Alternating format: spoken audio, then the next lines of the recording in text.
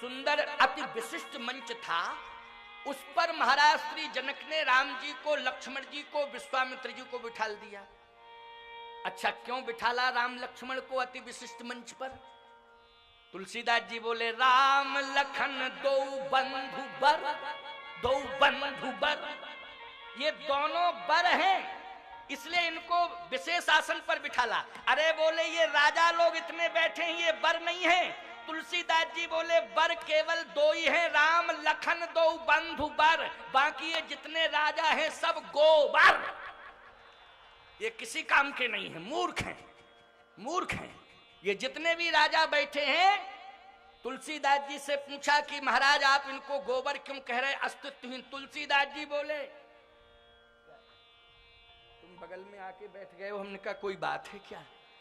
ये हमारे बगल में आके बैठ गया, वहां बैठा था लेकिन यहाँ बैठ गया, तो मैंने कहा कोई बात तो नहीं है, जरा पूछ लूं। लेकिन महात्मा है, चलो कोई बात नहीं, एक महात्मा है, इसलिए महात्मा की बात ठीक ही होती है, अनुशासित होती है, और महात्मा बैठ जाए बगल में तो मर्यादा भी होती है, इसलिए कोई दिक्कत नहीं। और कोई बैठ जाता तो गड़बड़ होता। तो मैं चर्चा कर रहा था, अच्छा कुछ तो ये हेल्प के लिए बैठे हुए हैं, इसको ये लगा कि सिंहासन इधर उधर ना हो जाए, तो ये सिंहासन के संभालने के लिए बैठ गया। अरे सुन, ये राजनीतिक पार्टियों के सिंहासन कभी ना कभी अलग थलग हो सकते हैं, लेकिन महात्माओं का सिंहासन कभी अलग थलग नहीं हो सकता है। महात्माओं का सिंहासन तो हमेशा अमर होता है, इनको कोई हिला डुला नहीं सकता है। याद रखना, सावधानी से सुनना, क्योंकि राजनेता जनता का प्रतिनिधित्व स्वीकार करता है, राजनेता जनता का प्रतिनिधित्व स्वीकार करता है, लेकिन महात्मा परमात्मा का प्रतिनिधित्व स्वीकार करता है। इसलिए साधु का सिंहासन अचल होता है, देखने में लगता है कि हिल रहा है, डुल रहा है नहीं, लेकिन सिंहासन अचल होता है साधु का, क्योंकि परमात्मा का प्रतिनिधित्व करता है, इसलिए उसके सिंहासन को स्वयं परमात्मा संभालता है। तो आज सब मंचन ते मंचिक सुंदर विशद विशाल, मुनि समेत तहे बंध दो बैठा रे मही पाल। आज जैसे ही बिठाला तो एक राजा बोला, क्यों? एक बात समझ में नहीं आ रही है कि स्पेशल कुर्सियां कैसी पड़ी हैं, हम लोगों के लिए अलग और ये 3 कुर्सियां अलग, ये बात समझ में नहीं आ रही है।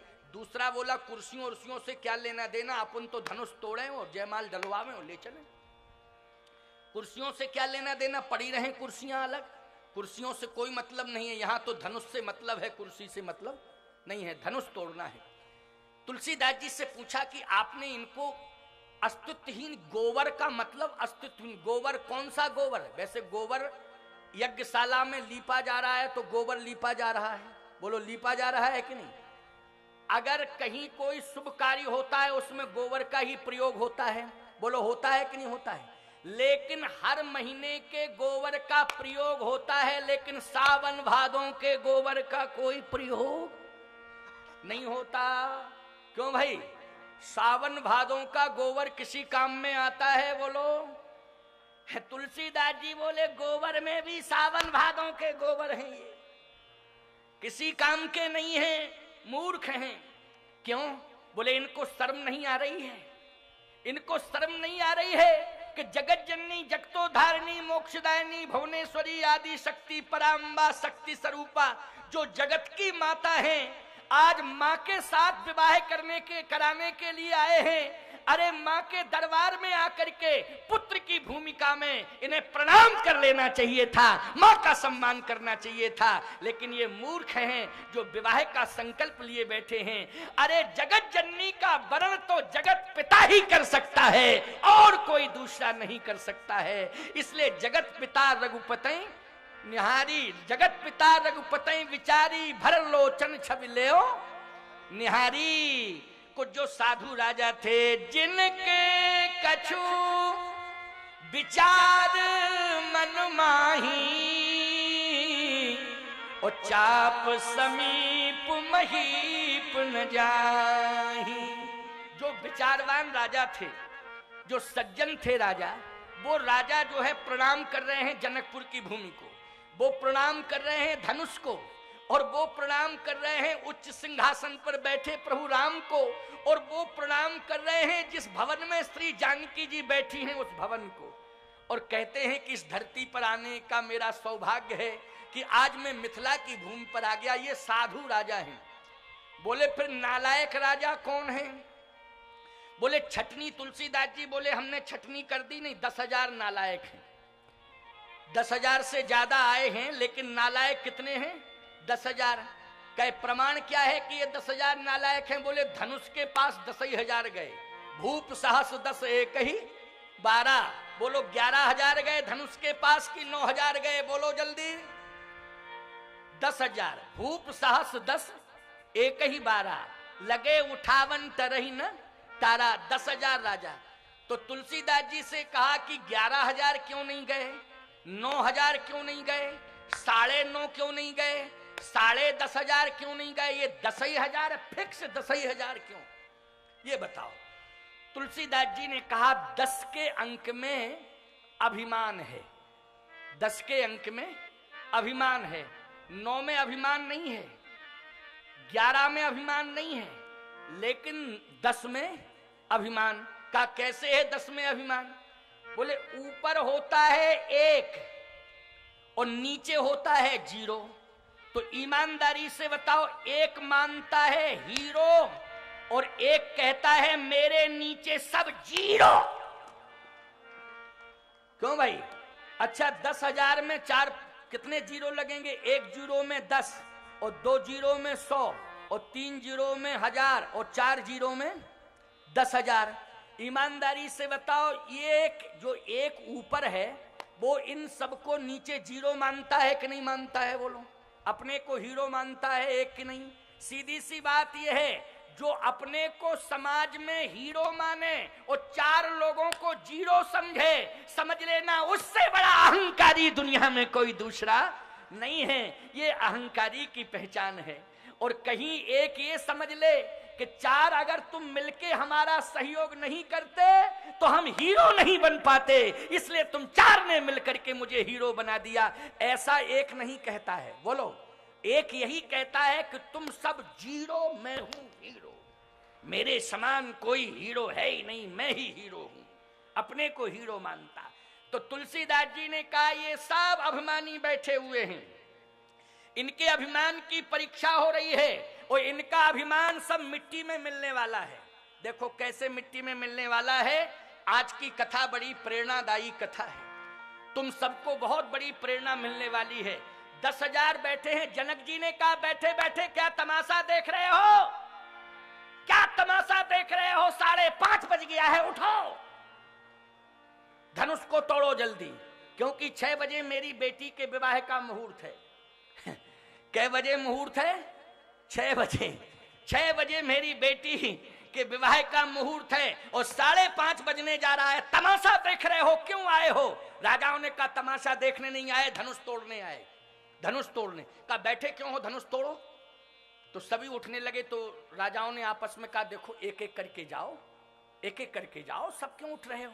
तो एक गया, पसीना निकल गया, लौटा। दूसरा हंसते हुए जा रहा है, जिससे नहीं टूटा वो रोते हुए आ रहा है। तो दोनों का मिलन जब बीच में हो जाता है तो दोनों एक दूसरे की कामना नहीं कर रहे हैं, मंगल कामना नहीं कर रहे हैं। जिससे धनुष नहीं टूटा है वो जाने वाले राजा की मंगल कामना नहीं कर रहा कि हमसे नहीं टूटा है तो इससे टूट जाना। जिससे नहीं टूटा है वो जाने वाले राजा के लिए कहता है धनुष अगर हमसे नहीं टूटे तो इससे भी मत टूटना, हमारी यही प्रार्थना है, इससे भी मत टूटना। बोलो आज मानव के अंदर यही भावना है कि नहीं? अगर हमारा काम बिगड़ गया तो पड़ोसी का बनना नहीं चाहिए, इसका भी बिगड़ना चाहिए। बोलो ये अभिमानियों की पहचान है, ये मूर्खों की पहचान है, ये नासमझ लोगों की सोच है प्यारे। इसलिए आज इस प्रसंग से प्रेरणा ले लो कि जनकपुर में शक्ति परीक्षण हो रहा है, सबकी बुद्धि का परीक्षण हो रहा है, सबके व्यक्तित्व का परीक्षण हो रहा है, और इस व्यक्तित्व में कौन खरा उतरता है आज के प्रसंग से यही देखने समझने को मिलेगा। जनक जी ने कहा चाहे विलंब मत करो, आप लोग जल्दी जल्दी जाओ अपना शक्ति परीक्षण करो। और धनुष टूटेगा हम क्लियर विवाह कर देंगे। जब तक धनुष नहीं टूटेगा तब तक हम विवाह नहीं कर पाएंगे अपनी बेटी का, क्योंकि धनुष टूटेगा और जो तोड़ेगा उसी के साथ मैं अपनी बेटी का विवाह कर दूंगा। क्रमशः सारे राजा गए, हिला तक नहीं, पसीना निकल आया। इतने में रावण आ गया बाणासुर को लेके। अब राजाओं ने देखा कि रावण आ गया बाणासुर लेकर के। राजाओं ने कहा कन्फर्म है अब तो रावण से ही धनुष टूटेगा, क्योंकि इससे बड़ा बलवान दुनिया में कोई दूसरा नहीं है। लेकिन याद रखना ये मूर्ख है राजा, ये क्या जाने तुलसीदास जी जैसे संत देख रहे हैं और कहने लगे रावण तू हाथ मत लगाना, तू सीता का वरण नहीं कर पाएगा, क्योंकि सीता का वरण सीता राम का ही वरण करेंगी दुनिया में और दूसरा किसी का नहीं। सीता राम का वरण करने के लिए आई हैं और रावण सीता तेरा मरण करने के लिए आई हैं। राम का वरण होगा सीता के द्वारा और रावण का मरण होगा, इसलिए तू धनुष छूने की कोशिश मत करना। रावण ने कहा नहीं नहीं, मैं बलवान हूं, मैं तो धनुष को तोड़ूंगा, मैं धनुष को तोड़ूंगा। जैसे ही धनुष की ओर देखा तो भगवान शंकर बैठे थे, तीसरा नेत्र खोले कि नालायक अगर तूने छुआ तो अभी भस्म कर दूंगा। रावण बोला बाणासुर से चलो चलो जल्दी चलें, वापस चलें। बाणासुर बोला क्यों मूड ऑफ हो गया क्या, क्या बात है, क्यों वापस चलें? कहे इसलिए कि हम मरने नहीं आए, हम विवाह कराने आए थे, मरने के लिए नहीं आए। और हम देख रहे हैं कि पूरा का पूरा हाई करंट, जरा सा छुए वो मरे। अच्छा बोलो शंकर जी के तीसरे नेत्र में अग्नि है कि नहीं? अग्नि में पावर होता है कि नहीं होता है? अग्नि में करंट होता है कि नहीं होता है? अगर रावण छू देता धनुष को तो भगवान शंकर का तीसरा नेत्र जला करके भस्मीभूत कर देता कि नहीं कर देता? जैसे ही रावण ने देखा कहा नहीं नहीं नहीं छूना नहीं है। बाणासुर इसी में अपनी खैर है कि वापस चलें। गोस्वामी जी ने लिखा रावण बाण अरे छुआ नहीं चापा, ओ हारे सकल भूप करी दापा। जितने भी राजा थे सब हार गए एक एक करके। रावण बाणासुर चला गया। जनक जी ने कहा कि वह सावधान, अब मैं समझ गया कि वीर विहीन मही में जानी। पहले मैं जानता था कि वीर भोग्या वसुंधरा, लेकिन आज मैं समझ गया कि वीर विहीन मही में जानी। पृथ्वी पर वीर नहीं कायर रहते हैं। अगर कोई बलवान होता तो धनुष को तोड़ देता। राजाओं ने कहा रुको रुको, अभी हम लोग फुटकर गए, अब महागठबंधन बना के जाएंगे। अभी फुटकर में हमारी हार हुई है, अब हम महागठबंधन बना के जाएंगे और धनुष को चकनाचूर कर देंगे। ये महागठबंधन समझ रहे हो? अरे मूर्खो, देश के विकास में क्यों बाधक बन रहे हो? क्यों बाधक बन रहे हो देश के विकास में? जरा देश का विकास होने दो, उदारवादी दृष्टिकोण अपनाओ। संकीर्ण विचारधारा की कोई आवश्यकता नहीं है, उदारवादी बन जाओ। अब समय आ गया है कि देश का विकास होना चाहिए और समय आ गया है अयोध्या में भव्य राम मंदिर का निर्माण होना चाहिए। इसी में अपने देश का गौरव सुरक्षित रहेगा। बाधक बनने की आवश्यकता नहीं है, बाधा उत्पन्न करने की आवश्यकता नहीं है। थोड़ा उदारवादी बनकर के सामने आओ। भारत का उत्थान होना चाहिए, राष्ट्र का विकास होना चाहिए और जो समस्याएं उलझी हुई हैं उनका समाधान होना चाहिए। कब तक ये समस्याएं उलझी रहेंगी? कब तक इन समस्याओं से हम जूझते रहेंगे? समय आ चुका है, नजदीक समय आ गया है कि अब समस्याओं से हमें मुक्ति पानी है। इसके लिए मैं आह्वान करता हूं कि सारे के सारे लोग एकजुट होकर के भव्य राम मंदिर का समर्थन करें और देश के विकास का समर्थन करते हुए देश का उत्थान करें। ये मैं आह्वान कर रहा हूं इस मंच से। आइए जनकपुर की समस्या का समाधान कैसे होने जा रहा है। अब जनकपुर की समस्या का समाधान हम 25 मिनट के अंदर चाहते हैं। और कैसे 25 मिनट के अंदर चाहते हैं, बड़े प्रेम से सुनिएगा। जनक जी ने कहा जाइए आप लोग। राजा बोले कहां जाएं? कहता जाऊं आस निज निज ग्रह जाहू,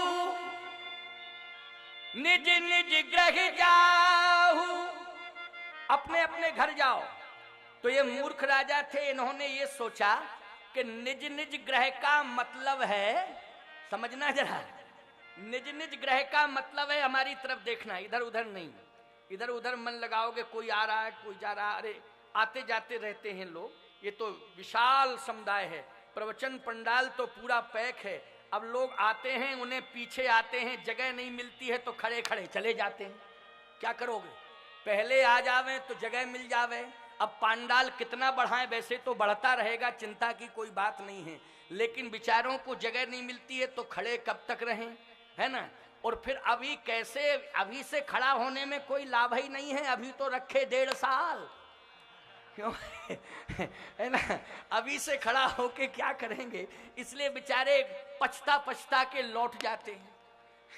कहते हैं कि अभी तो बहुत समय पड़ा हुआ है। अरे राम कथा में खड़ा नहीं रहना है, राम कथा में तो बैठना है, बैठने की जरूरत है।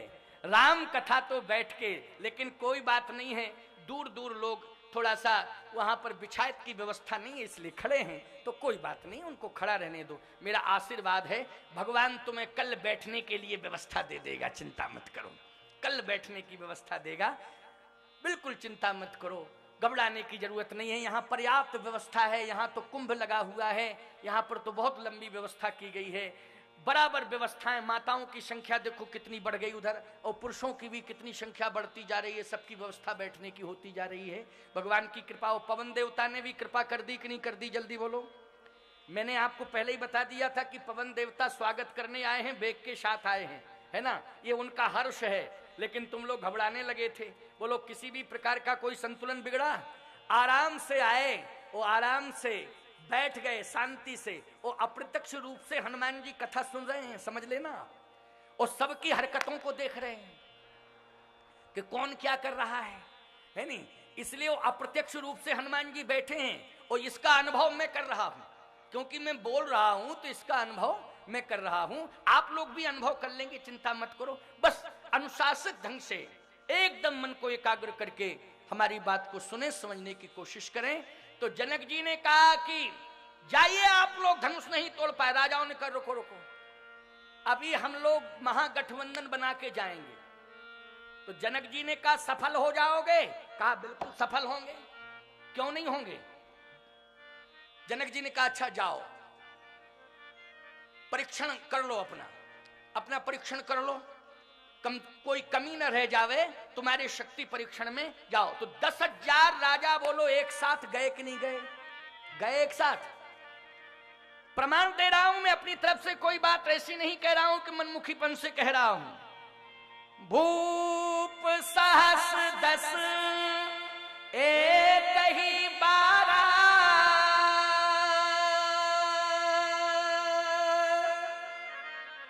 लगे उठा बन तरही नटारा।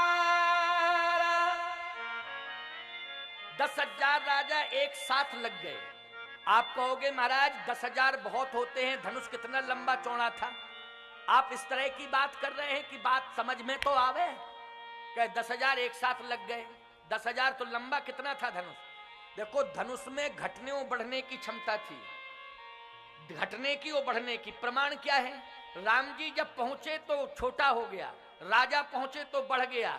दाहिन दियो पिनाक तो समिट के भयो मनाक, तुलसीदास जी लिख रहे हैं। समिट के, तो जो समिट सकता है वो बढ़ सकता है कि नहीं बढ़ सकता? बोलो। जो छोटा हो सकता है वो बढ़ भी सकता है। तो जैसे ही राजा बढ़ते गए वैसे ही धनुष बढ़ता गया। जैसे ही महागठबंधन बनता गया जनता का आक्रोश बढ़ता गया। क्यों भाई? जनता का आक्रोश बढ़ता ही चला गया। उल्टा काम हो गया। क्यों भाई? अरे कम से कम थोड़ा सावधानी बरतना चाहिए था, समझदारी की कोशिश करनी चाहिए, घबराने की क्या जरूरत है प्यारे हैं? जैसे ये 10,000 राजा जो है धनुष के पास पहुंचे, धनुष क्रोध में आया और बढ़ गया धनुष।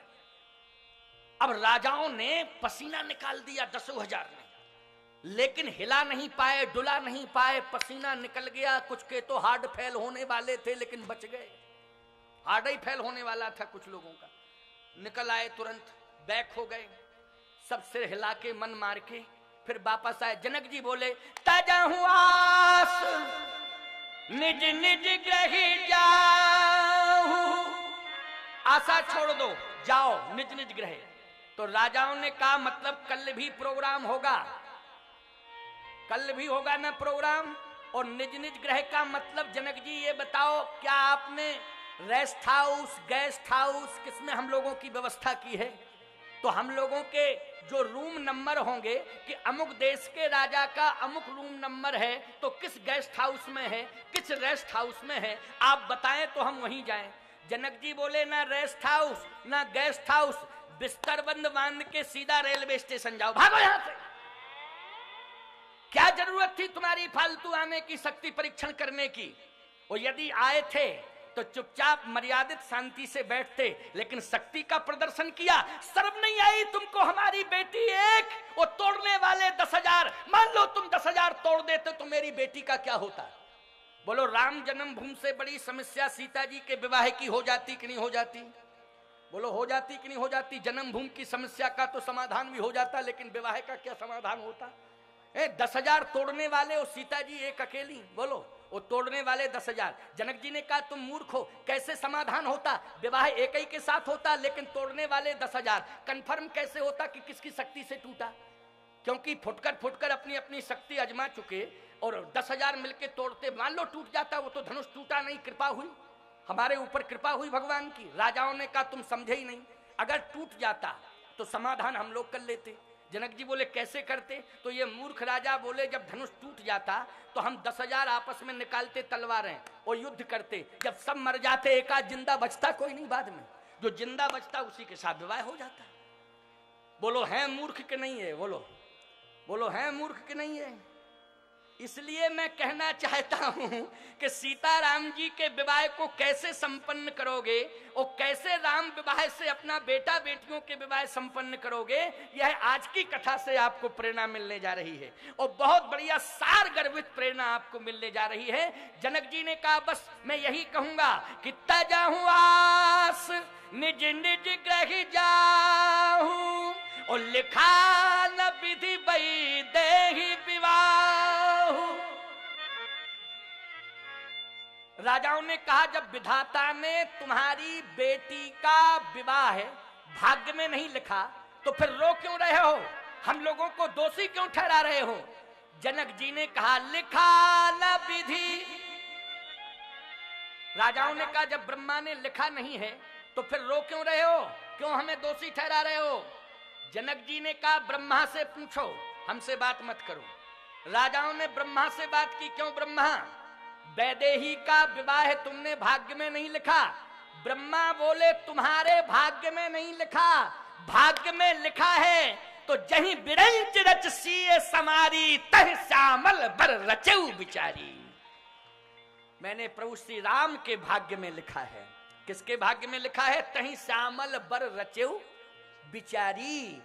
मैंने लिखा है विवाह, क्यों नहीं लिखा है? लेकिन तुम लोगों के मुकद्दर में नहीं लिखा। तुम मूर्ख हो सब, तुम्हें शरणागति स्वीकार कर लेनी चाहिए, तुम्हें साष्टांग प्रणिपात करना चाहिए। वो तुम्हारी माता हैं, माता समझ करके उनका सम्मान करना चाहिए, लेकिन तुम सब मूर्ख हो। इसलिए जाओ जल्दी। ब्रह्मा जी बोले जाओ, जनक जी बोले जाओ। राजाओं ने कहा हम जा नहीं सकते हैं, अब ये देख रहे हैं कि धनुष तोड़ता कौन। अच्छा कोई धनुष तोड़ देगा तो तुम करोगे क्या? उन राजाओं ने कहा हम 10,000 मिलकर के उसी से युद्ध करेंगे जो धनुष तोड़ेगा। अब बोलो है मूर्ख कि नहीं? मैं आपसे एक बात कहना चाहता हूं, बोलो विडंबना है इस विवाह में कि नहीं है? और कितनी बड़ी चुनौती है। लेकिन मैं आपसे एक ही बात कह रहा हूं, इतनी बड़ी समस्या, लेकिन भगवान राम ने गंभीरता का परिचय दिया कि नहीं दिया?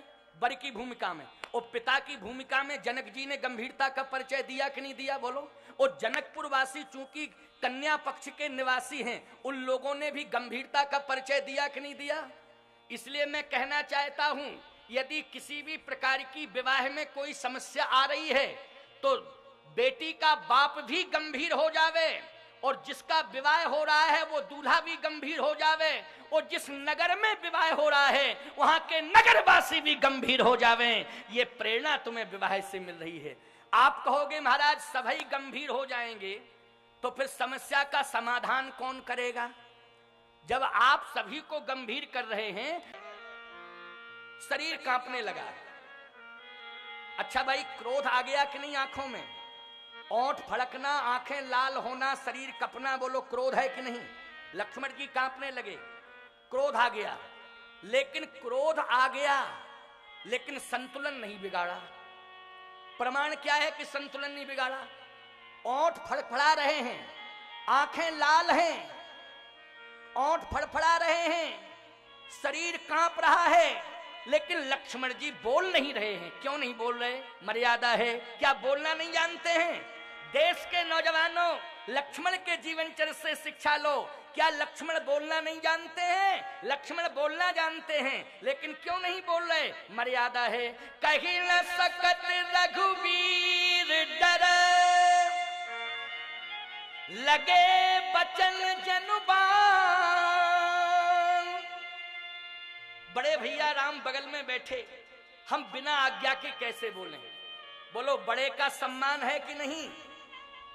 आज नौजवानों को मैं चैलेंज देना चाहता हूं और प्रेरणा भी देना चाहता हूं कि लक्ष्मण के जीवन चरित्र से तुम शिक्षा ले लो। यदि समाज में बड़े लोग बैठे हों तो छोटों को बिना आज्ञा के बोलना नहीं चाहिए, ये धर्म कहता है। जब तक आज्ञा ना मिल जाए तब तक बोलना नहीं चाहिए। लेकिन उल्टा हो रहा है, बूढ़ों को बोलने नहीं दिया जाता है और नौजवान बोलते ही हैं। बूढ़ों को बोलने नहीं दिया जाता है और नौजवान बिना बोले मानते नहीं हैं। और यदि बूढ़ा बोलता है तो नौजवान कहता है मूड ऑफ मत किया करो, चुप रहा करो। तुम समझते नहीं हो, जब भी देखो तब मूड ऑफ करते रहते हो। अच्छा एक बात बताओ, इन नौजवानों का मूड ऑफ करते हैं बूढ़े, इनका मूड ऑन कौन करता है? कोई ऑफ करता है तो कोई ऑन भी करता होगा कि नहीं? तो हमारी समझ में तो एक ही बात आ रही है, बूढ़े तो इनका मूड ऑफ करते हैं और पत्नी ऑन करती है। पत्नी ऑन कर देती है मूड को। क्यों भाई? हमारी समझ में तो यही आया, यही निष्कर्ष निकाला मैंने।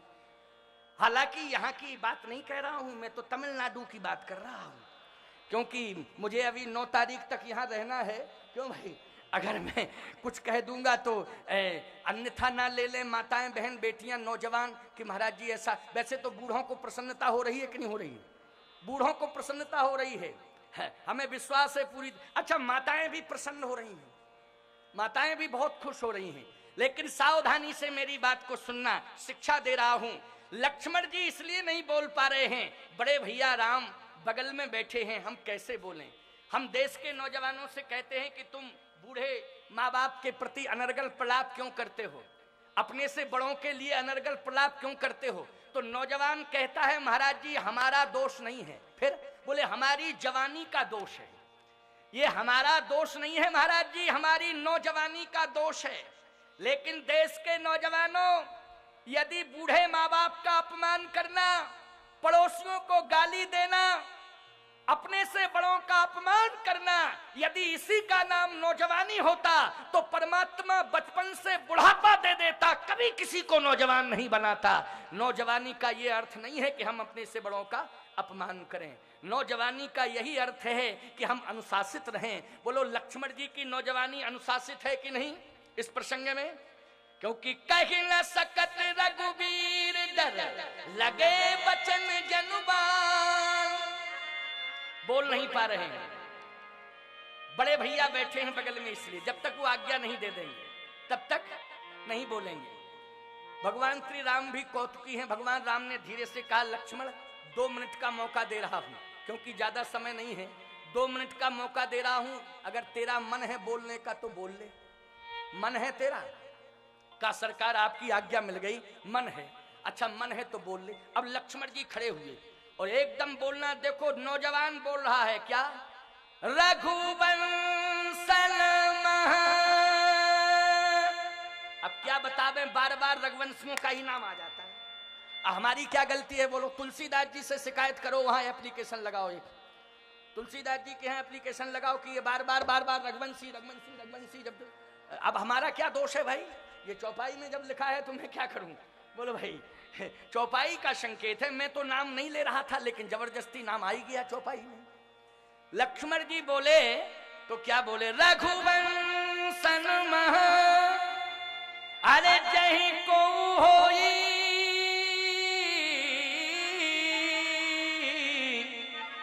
तही समाज यस कही न कोई, तही समाज अस कही न कोई। जहां रघुवंशी जैसे वीर बैठे हों वहां कोई समाज में ये कहने की हिम्मत नहीं जुटाता है। कही जनक जस अनुचित बानी। और एक बात मैं फिर भी कह रहा हूं, प्रभु श्री राम के चरण को पकड़ लिया लक्ष्मण ने और कहा, महिमा तो प्रताप भगवाना, और दौड़ के गए धनुष की ओर। बोले का बाप रो पिनाक पुराना, कमल नाल जिम चाप चढ़ावो, और जो जन सत प्रमाण ले धावो, तोड़ो छत्रक दंड जिम। ऐ धनुष, तुम वीरता का प्रदर्शन कर रहा है, मैं छत्रक दंड की तरह तुझे तोड़ सकता हूं। छत्रक दंड की तरह, छत्रक दंड की तरह। राम जी ने कहा बल का प्रदर्शन कर रहे हो। जनक जी बोले ये छत्रक दंड क्या है? ये छत्रक दंड क्या है? अच्छा ईमानदारी से बताओ, छत्रक दंड बरसात में खेतों की मेड़ पर जो छत्र तन जाता, क्या कहते? कुकुरमुत्ता। अच्छा उसको ऐसा बोलते हैं? अच्छा अच्छा, देखो हमारी भाषा विश्व के लोग सुन रहे हैं, वो भी समझ लें भारत में कुकुरमुत्ता भी होता है। क्यों भाई? हमारी बात जो है लाइव के माध्यम से, साधना चैनल के माध्यम से, बोलो पूरे कई देशों में जा रही है, भारत में तो सब सुन ही रहे हैं, अन्य देशों में भी हमारी बात, चलो कोई बात नहीं है। छत्रक दंड कहते हैं, मुलायम मुलायम सा होता है, छत्र तंड आता है। अच्छा उसमें कितनी ताकत होती है? अच्छा क्रेन जब आती है तब उसे खींचती है, तब हटता है वो। क्रेन हटाती होगी उसको, इतनी ताकतवर होता है छत्रक दंड। एक हवा के साधारण झोंके में बोलो न्यस्त नाबूद हो जाता है कि नहीं हो जाता है? एक हवा के साधारण झोंके में ही न्यस्त नाबूद हो जाता है। छत्रक दंड में कोई ताकत नहीं होती। अरे धनुष, ये 10,000 राजा जो बलवान सिद्ध कर रहे हैं अपने को, सब कायर हैं, अगर इन्होंने हिला नहीं पाया तो तू क्या समझता है? मैं रघुवंशी वीर यहां पर आज तुझे बता देना चाहता हूं कि छत्रक दंड की तरह मैं तुझे तोड़ दूंगा। तोड़ो छत्रक दंड दिम। भगवान ने देखा तो दौड़ के चरण पकड़ लिए, तो प्रताप बलनाथ। आपके बल से, अपने बल से नहीं, आपके बल से, अपने बल से। देखो मर्यादा है कि नहीं, जल्दी बोलो।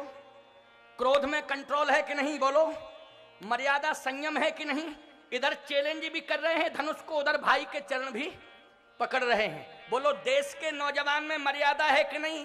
भारत के नौजवानों, आज पूरे विश्व को तुम बता दो कि हमारे अंदर शक्ति भी है, लेकिन शक्ति सील के नियंत्रण में है, अपने से बड़ों के नियंत्रण में है। बड़े लोग जब भी आदेश देंगे, ये जवान का सिर उनके चरणों में झुक जाएगा, उनकी आज्ञा का पालन करेगा।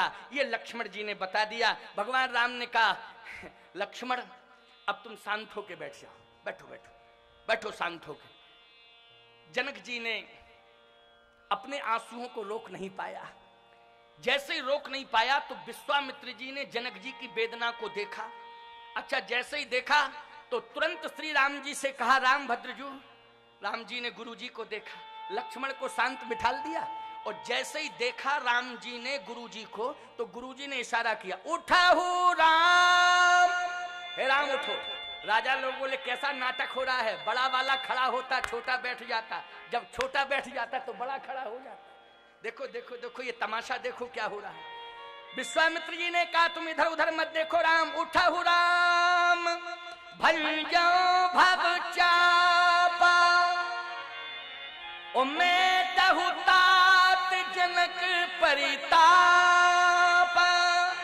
हे राम उठो, धनुष को तोड़ो और जनक के संताप को मेटो। अब विलंब मत करो, उठो, धनुष को तोड़ो, जनक के संताप को मेटो। अच्छा राम जी कैसे चले? देखो ये राजा लोग धनुष के पास चले थे तो सीना तान के चले थे, और राम जी कैसे चले? बोले कैसे चल रहे हैं?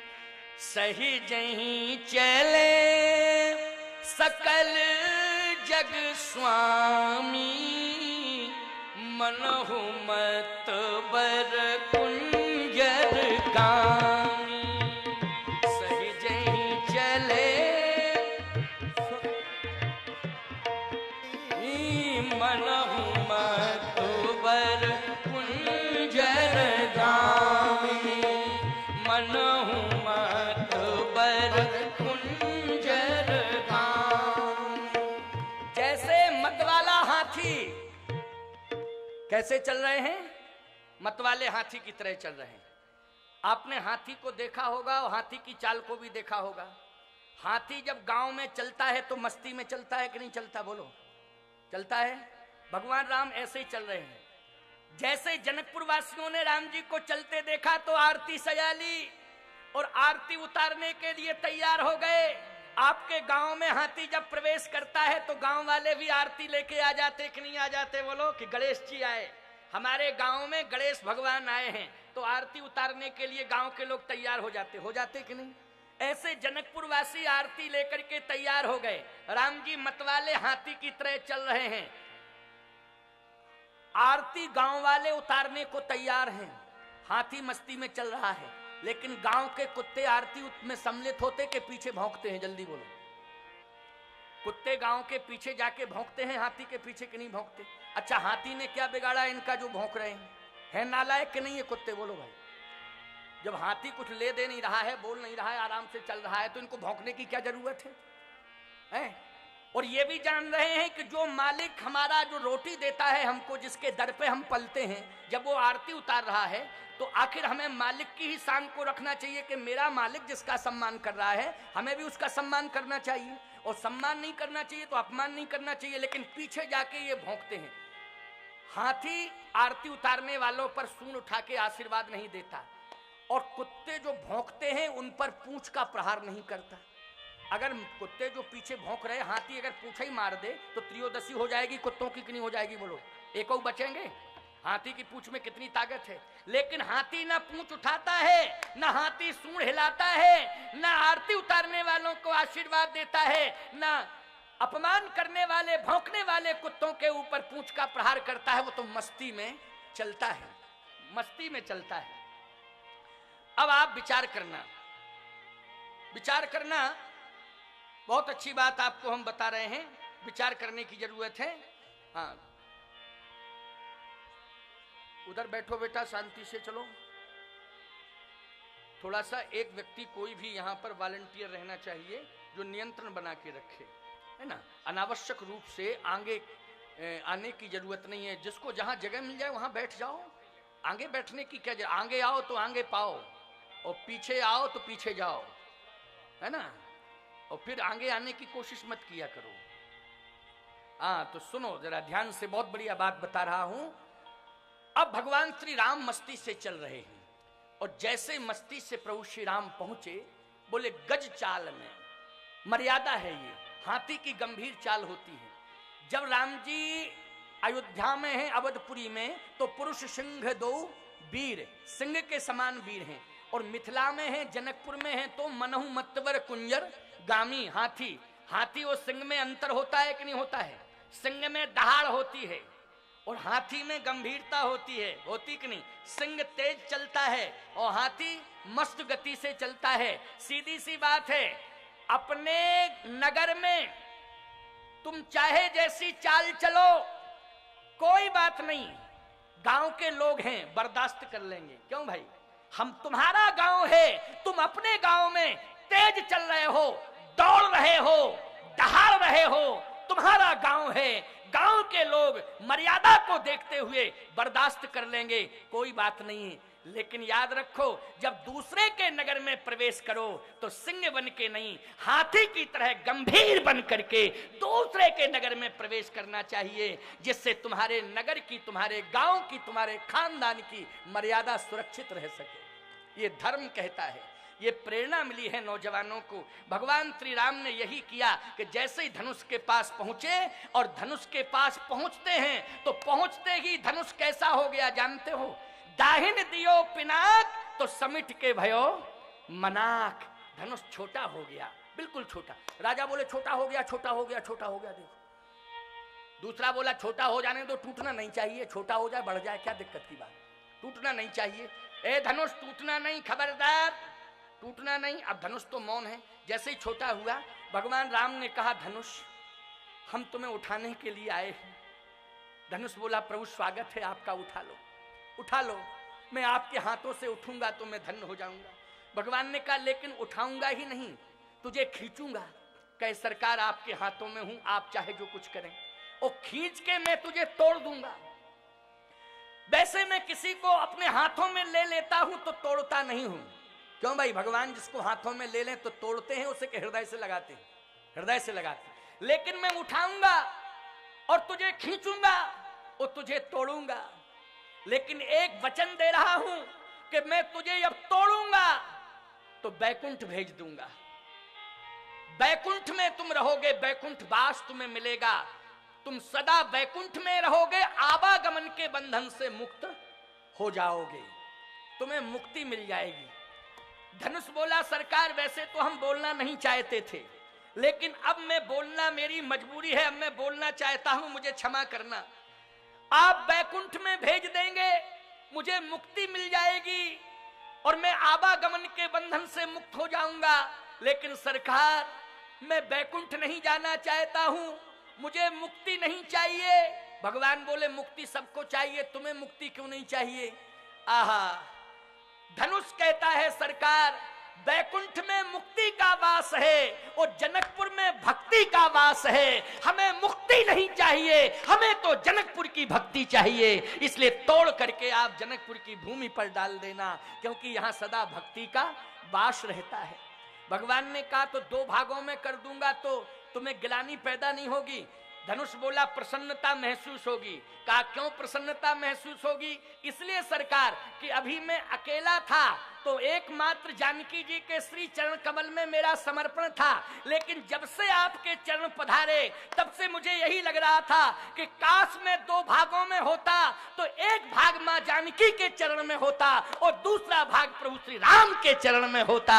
इसलिए दो भागों से मुझे प्रसन्नता होगी, एक भाग तो मां मैथिली के चरण में रहेगा और दूसरा भाग प्रभु श्री राम आपके चरण में रहेगा। इसलिए आप जल्दी करो, तुरंत ही दो भागों में कर दो। भगवान ने कहा तुम संतुष्ट हो? कहा बिल्कुल संतुष्ट हैं, आप तो तुरंत ही तोड़ो और जयमाला कार्यक्रम कराओ। गोस्वामी जी कहते हैं लेत चढ़ावत खेचत गाढ़े ओ काहू न लखा देख सब ठाणे तही छन राम मथ धनु तोड़ा ओ भरे भुवन धुन घोर कठोरा। भगवान ने दो खंड कर दिए धनुष को। बोलिए राजा रामचंद्र भगवान की। भगवान ने दो भाग कर दिए धनुष के और जैसे ही धनुष टूटा, याद रखना, अब देखो थोड़ा सा 5 मिनट की बात है, जरा ध्यान से सुनना। धनुष टूटा, राजाओं ने कहा सावधान खतरा, तलवार निकालो, युद्ध प्रारंभ। और राजाओं ने तलवारें निकाल ली। अब जैसे ही तलवारें निकली, अब धनुष ने ध्यान मोड़ दिया। कैसे मोड़ा? देखो ये युद्ध करने के लिए तैयार थे, लेकिन धनुष ने कैसे मोड़ा? राजाओं ने कहा धनुष तुमसे कहा था टूटना नहीं, लेकिन तुम टूटे क्यों? धनुष बोला 1 मिनट हमारी बात सुनो, इसमें गलती हमारी नहीं है। फिर किसकी गलती है? बोले तुम लोगों में कोई उस जगह पर पकड़े था जहां से हमें टूटना था, वहीं पकड़े था। तो जहां से हमको टूटना था वहीं पकड़े था, तो हम टूटते कहते। राजाओं ने कहा नालायक राजाओं ने, गलती हम लोगों की ही है, हम लोगों की वजह से हम लोगों की पराजय हुई है, किसी दूसरे की वजह से नहीं हुई है, हम लोगों की वजह से हुई है। सबसे पहले अपने आप से में निपट लो। सबने तलवारें निकाली, बोले एक दूसरे को मारना शुरू कर दिया।